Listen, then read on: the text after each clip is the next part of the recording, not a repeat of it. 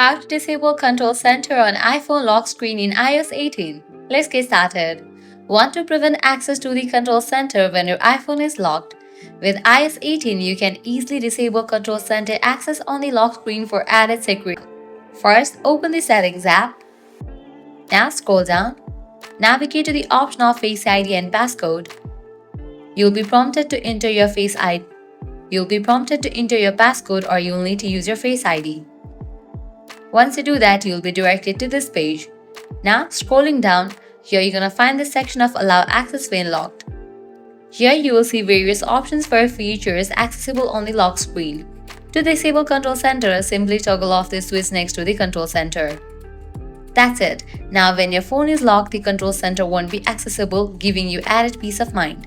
If you found this tutorial helpful, do not forget to like, share, and hit that bell icon for more iOS tips and tricks. Thanks for watching.